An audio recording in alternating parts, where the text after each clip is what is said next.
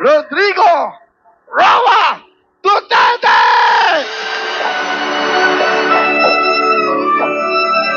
Lights, please, lights.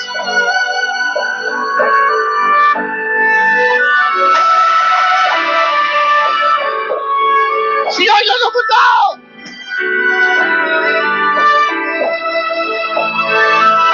Ang nagmalasakit, magmahal.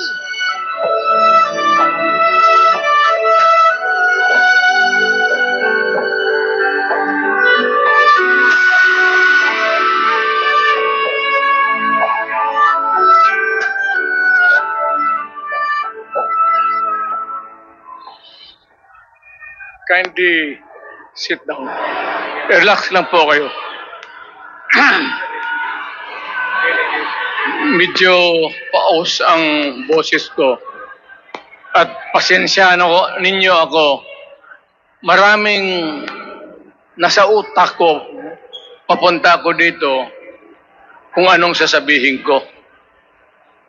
Puno kanina ang kaalaman ko. Ang problema, nung sumayaw yung magaganap dito,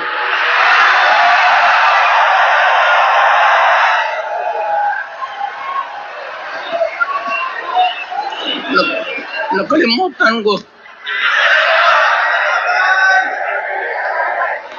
Matanda na rin kasi ako. Ano ito? Meeting de Avance? Alam mo, noong unang panahon, wala naman tayong kamuang-muang, wala naman tayong kalaban, wala namang nagagalit sa atin. Pumunta ang Espanyol at inagaw ang ating lupa, hinirang. For 400 years, nagtiis ang Pilipino subjugated by foreigners. Then, during the American and Spanish War, natalo ang Espanyol at napunta ang ating bayan sa Amerika. Anak ng grabe ang tiis ng Pilipino, yung mga lolo natin, kung gaano na lang sila pinahirapan. Alam mo noon, kung hindi ka magsimba, ay may mga pare nandyan, they know the history of Christianity. Alam mo noon, kung hindi ka magsimba, 10 palo sa katawan mo. You doubt my... Ayan si Father Ibasco, Chief of Staff ko sa City Hall. Siya yung NPA leader doon sa Libungan. May plenum ang komunista.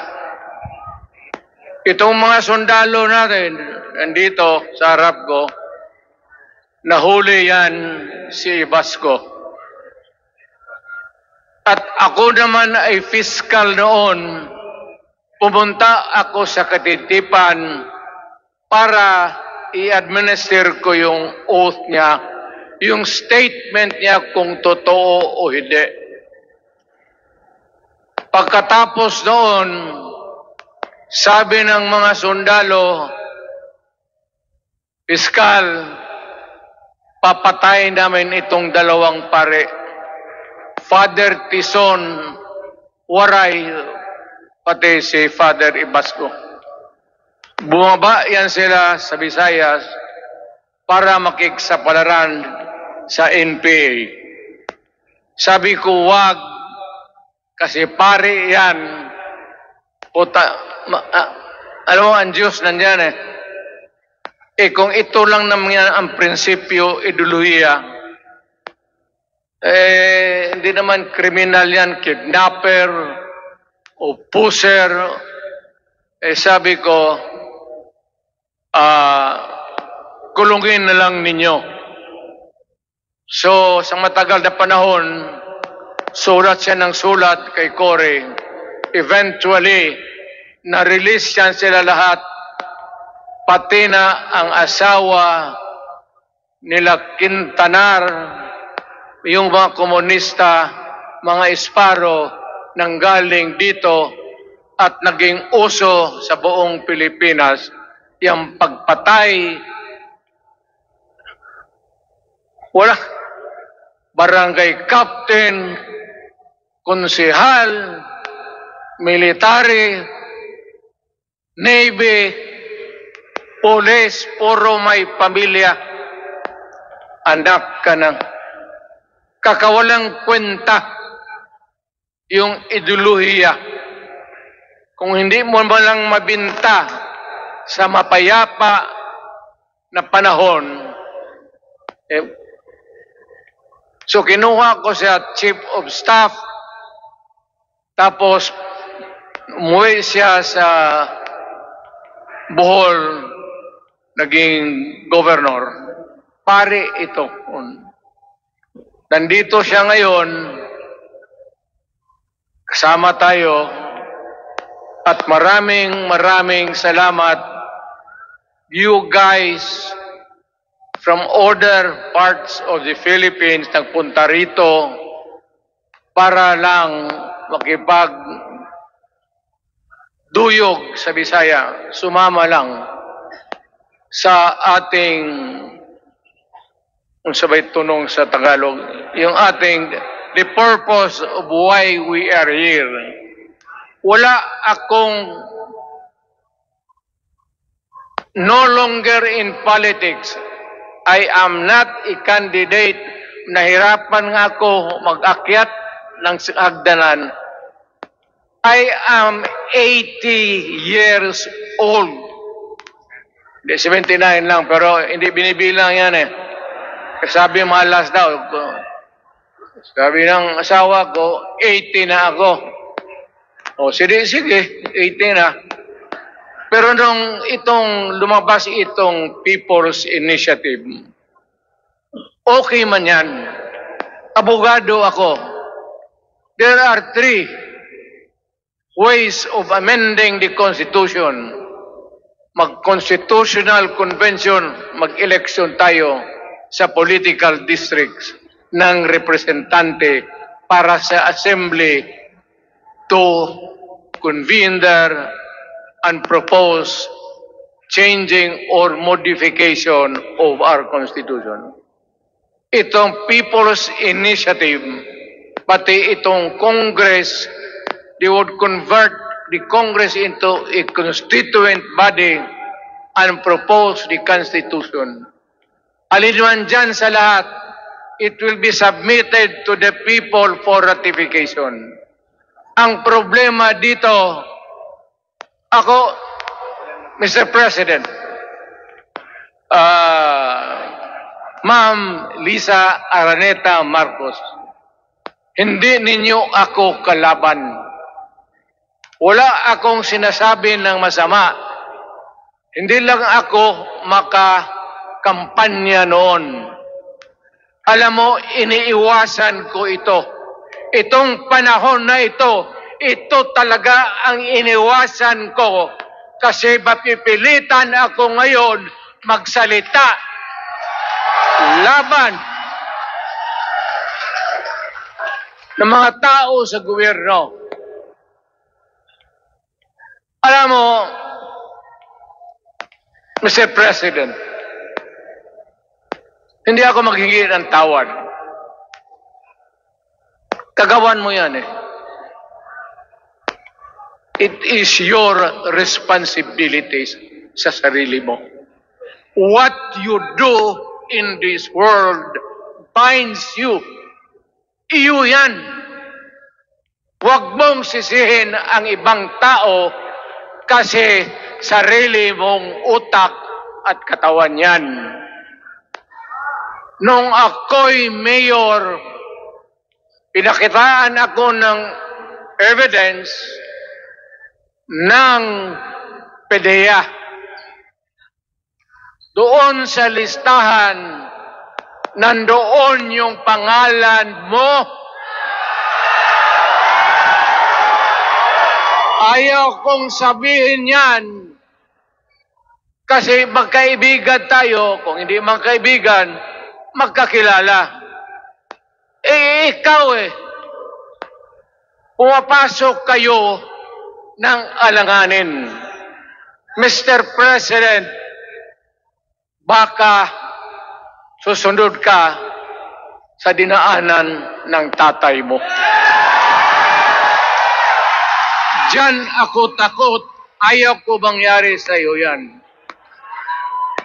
Pabor lang, ako namang nagmamakaawa kasi it will divide the nation at madugo itong panahon na ito.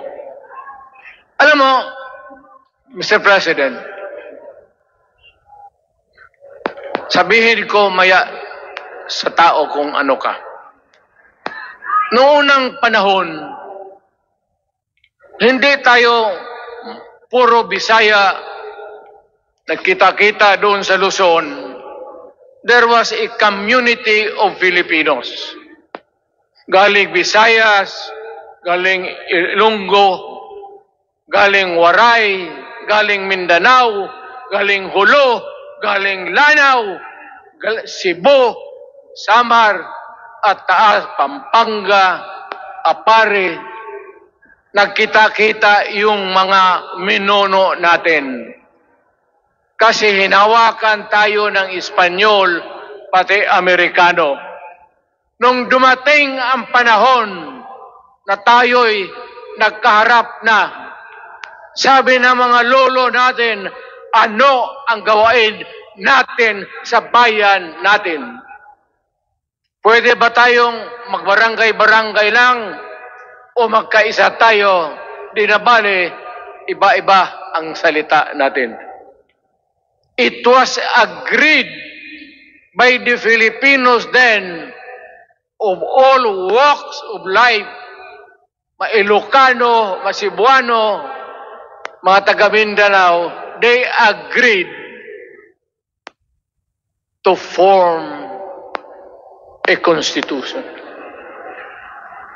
Alam mo, yung constitution parang bahayan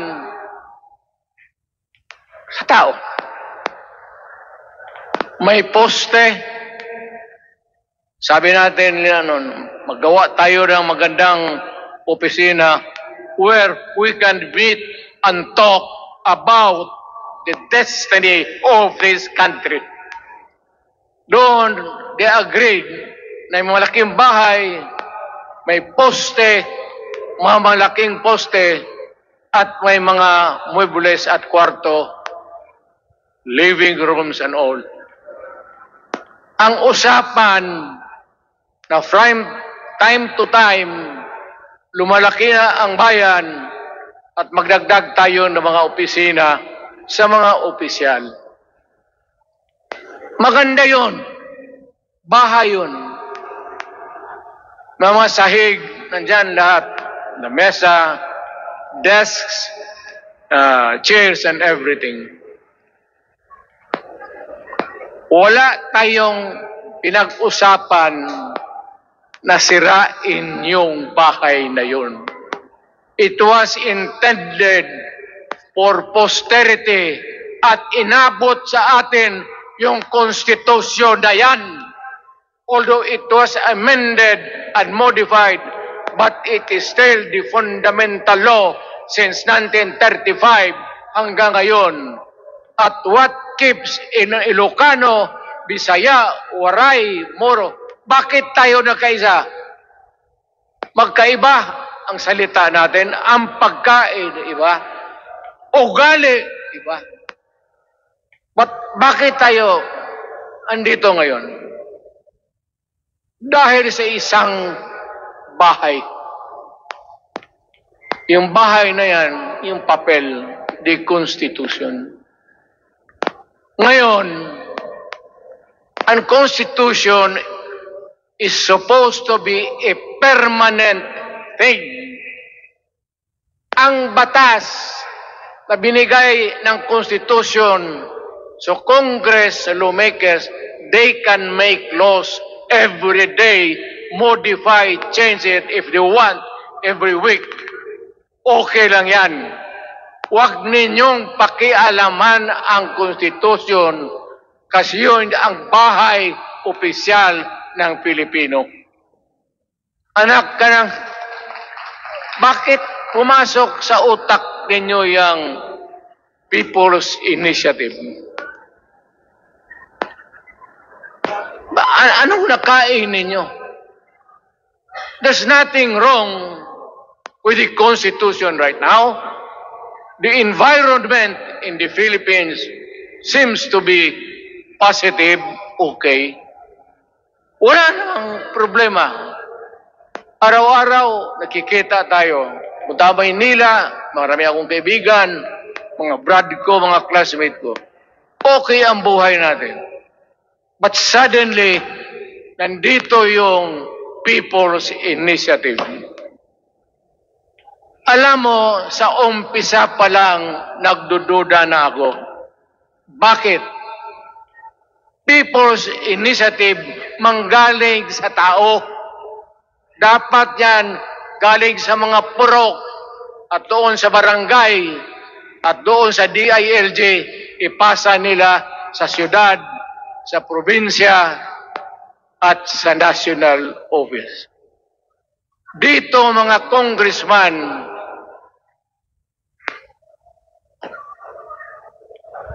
alam ninyo, kung magkaletse-letse yung buhay na ito, sabihin ko sa military, sirahan ninyo yung Congress.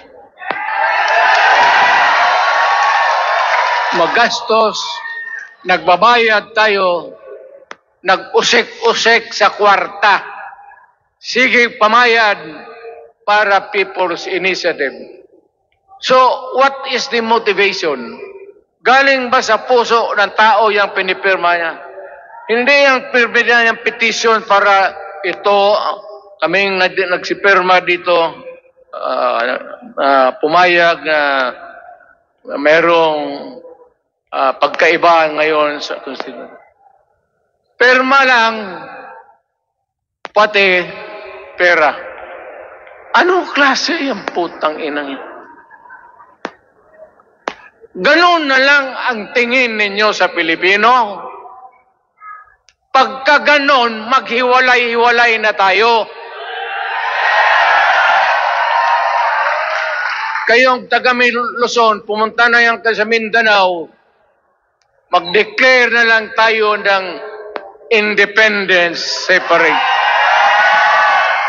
Bakit binababoy ninyo ang bayan natin? Ako naging presidente. Ako naging mayor. Ako naging congressman. Ang sinasabi ko sa inyo, utang ina.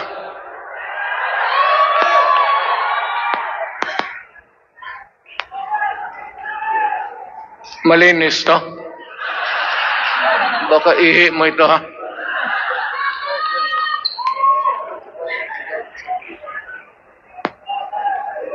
Nakakaubos talaga ng laway itong...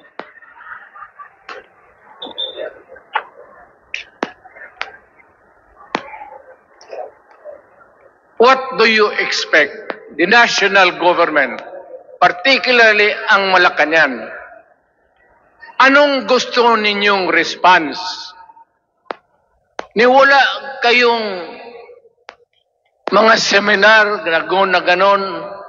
You never educated the Filipino people. You want the Filipino to remain ignorant para you can do what you want with the country. Yan ang totoo. Kasi ginagago ninyo para walang alam ang taong bayan. Well, kaming nakapag-aral, at may alam kundi hindi katanggap-tanggap yung ginagawa ninyo. Sa umpisa pa lang, binibili na ninyo yung signature ng Pilipino. Yun ba ang People's Initiative? You know, national, provincial, city, munisipyo, then the barangay. Yan ang echelons ng power sa gobyerno. Hindi naman ninyo ginamit ang barangay at binigyan mo ng 20 milyones isa't isa sa kanilang mga congressman. At binibili ang Pilipino. Alam ninyo kung ano yan? Kaluluwa ang ninyo ang binibili ng taong bayan. Hindi ako mapayag ng ganon. Nakapag-aral ako, hindi naman ako ignorante. Bakit ka mag-people's change? Ang problema ninyo, ganito. Hindi pa, pauna. Ang malas ng Pilipinas, every president, almost all, pag naupo na dyan sa Malacanang, walang ginagawa kung mag-isip ang mga putang ina kung paano pahabain ang termino nila. That's the problem. Bakit ganon kayo? Ang demokrasya may eleksyon. Para naman, tignan ninyo, Presidente Osmeña Bisaya. Ang napaalaala ko pa, Garcia Bisaya. Then Magsaysay Ilocano. Then si Quirino Ilocano. Ganon dapat. Ang election is a cleansing process. Gumagalaw yan. Huwag mong tigilan. Ngayon, kung ikaw nandyan, naupo ka, you stop the process of governance, hintuin mo, kasi pabain mo ang termino, gusto mo, sabi ko nga sa iyo, Mr. President, kaibigan kita, Bingbong. Pag pinilit mo ito, lalabas ka ng Malacanang kagaya noong panahon na pinalayas kayo.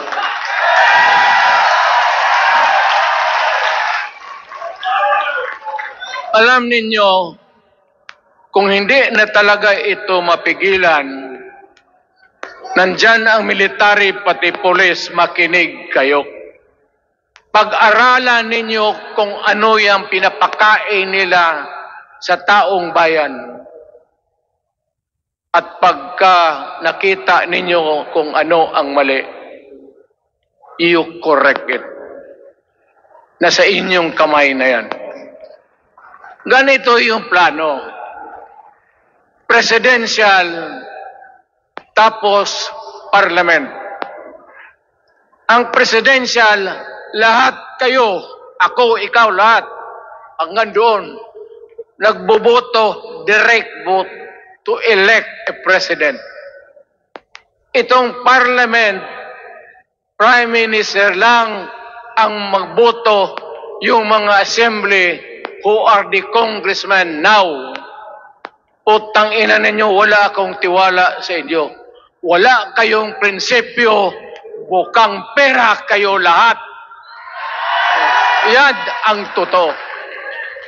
Kaya gusto ko, pag nagka-letse-letse nga, pumasok ang military, palitan ninyo lahat.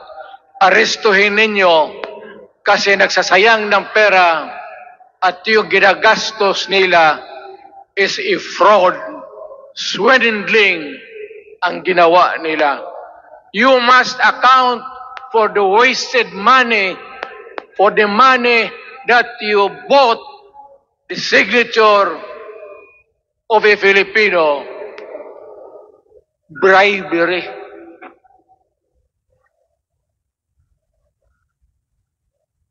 Magdasal lang kayo.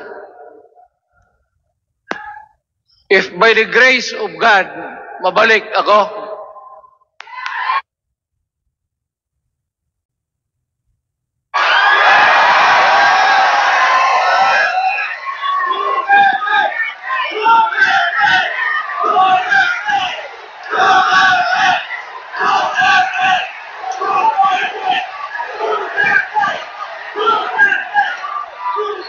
nilagro lang naman yan, hindi ba yan totoo? Utang ina kung mabalik ako, arestuhin ko kayo lahat for the swindling of the Filipino people. You committed fraud. Pinagsayangan ninyo ang pera namin. People's Initiative does not involve buying the vote or the signature of the Filipino. Talagang mga wala kayong prinsipyo, mga putang ina ninyo. Yun naman, baski ano ka, diyan katagal ako. Yan o. Yung sa likod ko, umupo ako dyan. Vice Mayor ako. Diyan, Mayor ako, pinakamatagal. Naging congressman ako.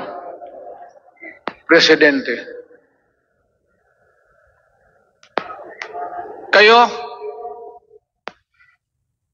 nagpasok sa Congress, eleksyon, nanalo, SECO. So parang ganito, yung mga, para sa mga dalaga, pati lalaki. Pasok niyan, SECO. Paglabas niyan, pagkatapos, Rolex na. Pumunta ng Malacanang, nakatamaraw, paglabas niyan, nagka-Mercedes-Benz. Busog kayo lahat. Tingnan ninyo yung mga bahay noon ng mga congressman at tingnan ninyo ngayon kung ano kayaman sila, lalo na yung mga bahay nila sa Maynila.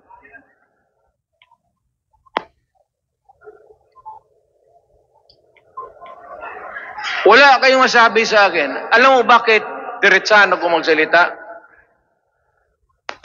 Ninipahat, wala ako.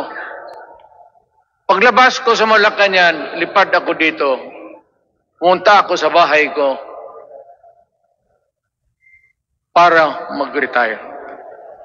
Ayaw ko sanang bumalik. Ayaw ko na. Matanda na ako. Putang ina, napapandol lang ako dyan eh. Kaya lang, marami akong magandang naisip kanina papunta dito.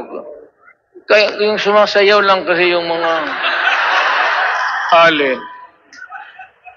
Nabakante tuloy, nakalimutan ko kung ano ko nang sama. Tangina. Huwag kayong magpaloko.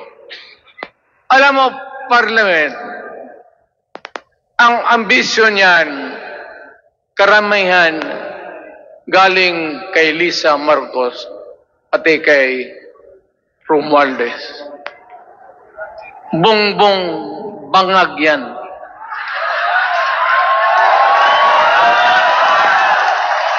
That's why sinasabi ko na sa inyo ngayon, si Bongbong Marcos bangag noon, ngayong presidente na, bangag natin ang presidente. Kayong mga military, alam ninyo yan. Lalo na yung nasa Malacanang. Alam ninyo. The Armed Forces of the Philippines, alam ninyo. May drug addict tayo na presidente, putang inang yan. Ayun ang, bakit ako nagkaroon ng kaso ng ICC? Sabi nila, pinapagpatay ko raw yung mga drug user at drug addict. Mabutit na lang,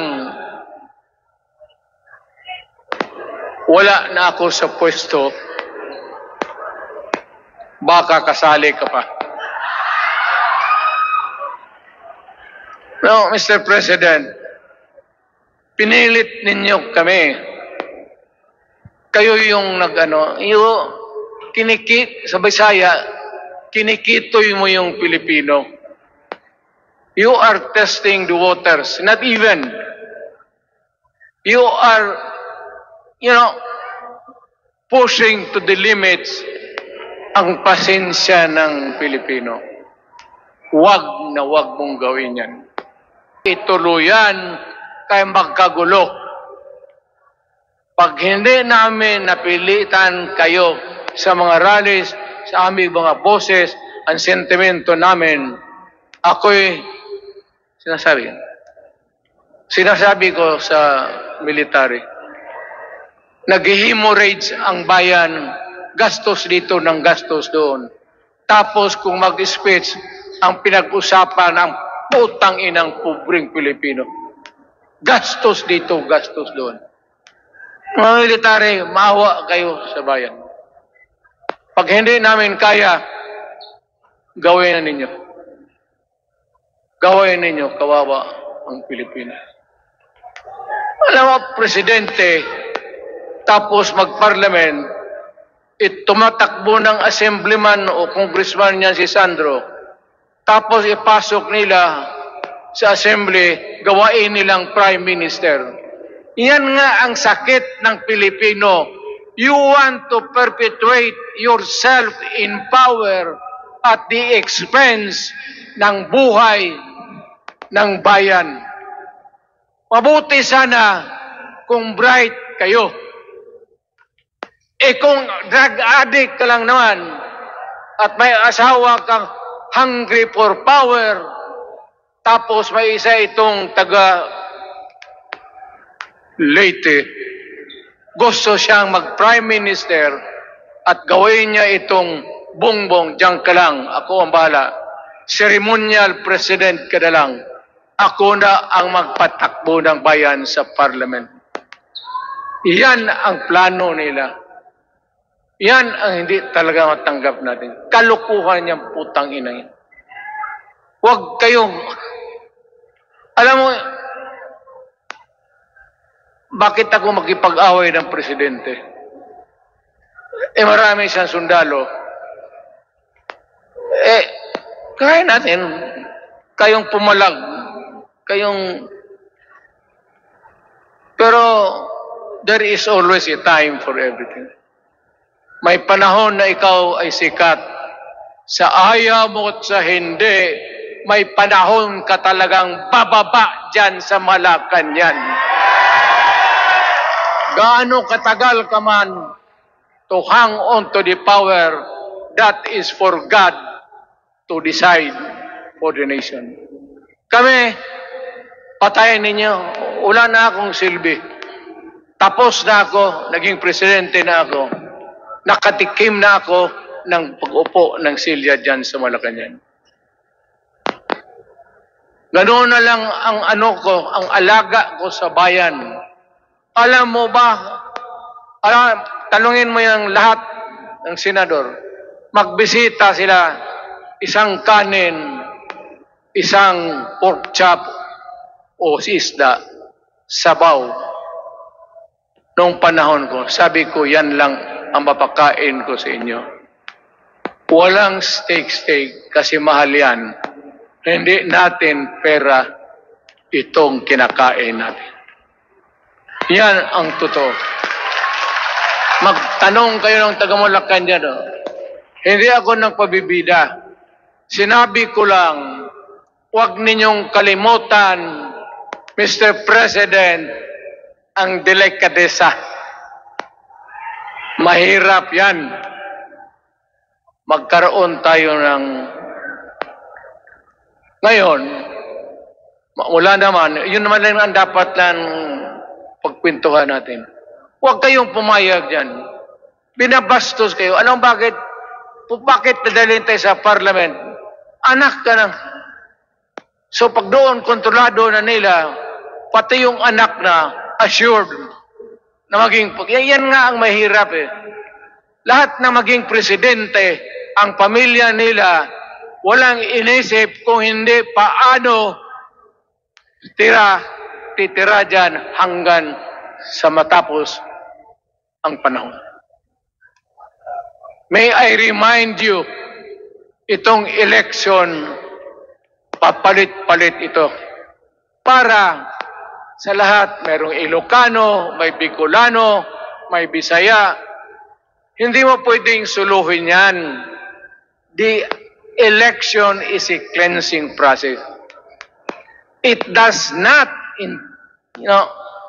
it's never the intention of the whoever wrote the Constitution na ikaw, isang Pilipino, taga-Paway, taga-Batangas, taga-Davao, ikaw, Rodrigo Duterte, nandiyan ka na, huwag ka nang umalis. It was not the intention of the lawmaker.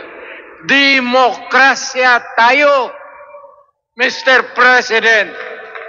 Huwag mong kalimutan na isang term ka lang pagkatapos bababa ka na. Pag ayaw mong bumaba, utang ina magkagulo ang bayan, sabihin ko sa inyo. Ngayon, nakikinig kayong mga military. Gusto ninyong iwasan ang dugo? Kayo lang ang makapigil nito. Utang ina, pigilin mo yung kalukuhan na yan. Pagka hindi itong rally na ito, it will multiply all over the Philippines and there will be trouble. Kaya ako ang nauna kasi galit ako. Dumaan ako ng presidente. Not even for a minute did I think or was thinking of extending my term even for one day. Noong natapos ako sa araw na yun, bumaba ako, sumakay ako, lumipad ako dito sa Davao. Ikaw, Mr. President, hintayin mo yung 6 year, kalimutan mo na yung kay Romualdez, kasi yan ang magpahamak sa iyo. At maraming magagalit sa iyo, pati na ang militar. Kaya hindi na ako magtatagal. Yun lang ang dasal ko. Reject. Protect the Constitution. I am calling now the armed forces and the PNP. Protect the Constitution. Trabaho ninyo yan. Huwag ninyong kalimutan. Kami, inyong dapat, you should worry about the nation. The millions of Filipinos. Huwag kayong mag-isip lang ng isang pamilya. Putang ina. Ilagay ninyo sa utak ninyo yan. Bahala kayo. Balang araw, magsisihan. Pero kasi umuulan naman, hindi ulan. Hindi. Shower lang yan doon sa Malacanang ginagawa nila. Pasirit doon.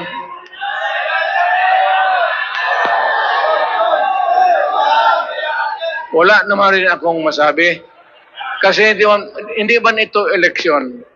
Nakafocus lang ako sa People's Initiative and the way that they are handling the process of the People's Initiative. Ang nangyayari ngayon, hindi yan People's Initiative, kung hindi buying the people for their signatures. Nagpa-umpisa pa lang, pag-umpisa pa lang, bayaran na. At maniwala ka ng konstitusyon, lalabas yan maganda, kung pira-pirahin lang tayo. Balang araw, wala na ako sa buhay. Maybe 10 years, 5 years from now, you might want to change some provision. Yung sabi nila, the usual excuse is economic provisions lang ang aming pakialaman. Putang ina, huwag kayong maniwala dyan sa mga yawa na yan. Puro kasing sinungaling ang mga ulol. Alam mo, pag nagtawag ka ng Constitutional Convention through People's Initiative or when you open the Constitution, hindi mo pwedeng limitahan ang powers na yan. It's unlimited. Kung ano ang gawain nila at kung ano ang utos ng may pera, kung bayaran sila, ipagbili talaga tayo. Ipauhanin na lang ako, naghingi ako ng may mga congressman dito. Ito yung matitino. Nandito si Congressman Alvarez. Pumunta talaga siya. Hindi mo kasi niya ako hinayaya. Kapupunta sana ako ng Tagum. Para lang Ako galit talaga. Bakit po putang ina? Siga. Bakit? Bisaya pa makumutan ko na imong naong. Magharap ka sa akin, ganoon ko yung mukha mo. Bakit? Bakit bigyan mong problema ang Pilipino? Ano ang kasalanan ng Pilipino at gumagastos kayo, binibili milyon ng milyon, kayong mga congressman, putang ina, estapa yan. Swindling yan. Kaya sabi ko, by stroke of fate, nabalik ako dyan sa Malacanang. Kayong lahat, kagaya ng Marcelo, ng tatay mo, Bongbong. Kayong lahat, congressman, nandoon kayo sa Krami. Ipasok kayo ng 2 taon para leksyon ninyo. Hindi ka maleksyon ng kalukuhan ninyo. Wala. Hindi pa nga naayos ang kati. Ano bang, what's wrong with the Constitution? Tell me. Kung hindi yung inyong ambisyon. The real purpose itong constitutional changes sa People's Initiative is really to perpetuate those who are in power. Yan na lang ang ganyan ninyo. Marami akong sabihin, maybe kung patayin nila ako, putukin yung eroplano, wala na tayong magawa. Ngayon kung sino, alam mo na kung sino, yung sa Malacanang, yun ang arestuhin ninyo. Sila nag-umpisa ng kaguluhan ito. Ladies and gentlemen, I am very thankful na nandito kayo, mga Tagalog, Bisaya at taga-Maynila. And I hope that we will continue to love our country. Magbigay sila na pera, tanggapin ninyo, pera ninyo yan. Hindi ba ninyo na sa isip ninyo, bigyan kayo ng 1,000, 100, tanggapin mo, pera ninyo yan. Pati yung sa bulsa nila, kinakain nila, at pinagbili ng bahay kung saan-saan, pera ninyo. So, make sure na bago kayo lumabas lang naman sa mundong ito, may panahon lahat, mamatay tayo. Mag-iwan kayo ng isang prinsipyo. Sabi ninyo sa mga anak ninyo, tinanggap ko yung pera kasi pera natin ito, ibili natin pagkain. Pero yung prinsipyo natin, huwag natin ipagbili. Yan ang iiwan mo sa mundong ito para sa mga anak ninyo. At yan ang dadalhin mo sa langit. Pagka sinabi ni San Pedro, anong nagawa mo? May ginawa ako para sa bayan. Tapos magsabi si San Pedro, ano pa? Yung mga ibang bagay na ginawa mo, mga kasalanan, mga kabit, ganun. Sabihin mo kay San Pedro, San Pedro, nandito ako sa langit para makipag-isa sa Diyos. Pag hindi ka tumahimik, yung manok mo, hawakan ko, ilambos ko yan sa ulo mo. Putang ina ka. Buksan mo yung puwertahan at papasok tayo, magkita-kita tayo sa langit. Lahat kayong hindi nabili, sigurado ako, langit kayo. So, kaya basing anong kasalanan nyo, okay na yan. May guarantee na kayo yung passes. Mahalaga yan as a matter of principle. Prinsipyo sa tao. Maraming salamat po.